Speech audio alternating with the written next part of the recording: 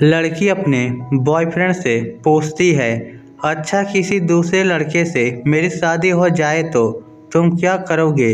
लड़का बोला, तुम्हें भूल जाऊंगा। ये सुनकर लड़की गुस्से में दूसरी तरफ घूमकर बैठ गई। फिर लड़के ने कहा, सबसे बड़ी बात कि तुम मुझे भूल जाओगी। जितना जल्दी मैं तुम्हें भूल सकूंगा उससे ज़्यादा जल्दी तुम मुझे भुला दोगी। कैसे? लड़की ने पूछा।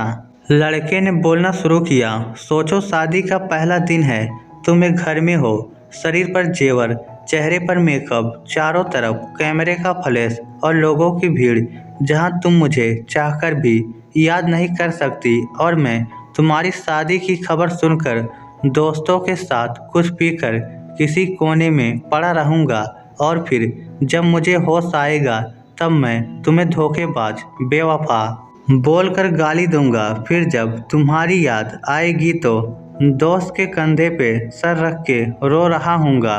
शादी के बाद तुम्हारा बिजी टाइम शुरू, फिर तुम अपने पति और हजार तरह के रस्मों को निभाने में बिजी रहोगी। फिर कभी कभी तुम्हें मेरी याद आएगी जब तुम अपने पति का हाथ पकड़ोगी, उसके साथ बाइक पर बैठोगी और मैं आवारा आशिक दीवाना की तरह इधर उधर घूमता रहूँगा जैसे जिंदगी का कोई मकसद ही नहीं और अपने दोस्तों को समझाऊंगा कि कभी प्यार मत करना, कुछ नहीं मिलता, जिंदगी ख़त्म हो जाती है प्यार के चक्कर में। कुछ वक्त बाद तुम और नई जिम्मेदारियों में घिर जाओगी। अब तुम बहुत खुश हो, अचानक तुम्हें मेरी याद आएगी और तुम सोचोगी पता नहीं किस हाल में होगा और मेरी खुशी की दुआ मांगते हुए वापस अपने परिवार में बिजी हो जाओगी। इधर मैं अब तुम्हें भूलने की नाकाम कोशिश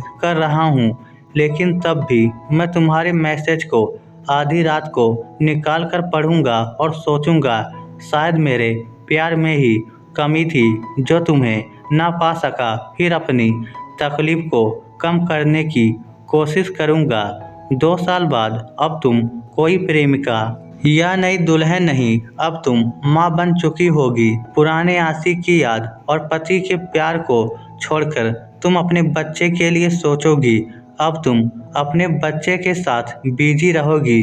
मतलब अब तक मैं तुम्हारी जिंदगी से परमानेंटली डिलीट हो चुका हूँ।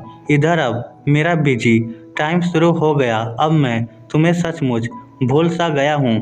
अगर किसी जोड़ी को देखता हूँ तो तुम्हारी याद आती है, लेकिन अब तकलीफ नहीं होती। यहाँ तक सुनने के बाद लड़के ने देखा लड़की की आंख में आंसू झलक रहे हैं।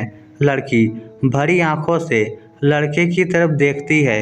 दोनों बिल्कुल चुप हैं पर आंखें बरस रही है। थोड़ी देर बाद लड़की बोली, तो क्या सब कुछ यहीं ख़त्म हो जाएगा? लड़का बोला, नहीं, किसी बात पर जब तुम रूठ जाओगी अपने पति से किसी बात पर, लेकिन तुम्हारे पति आराम से सो रहा होगा पर उस रात तुम्हारी आंखों में नींद नहीं होगी और इधर मैं भी अपनी पत्नी से किसी बात पर खफा होकर तुम्हारी तरह जागूंगा।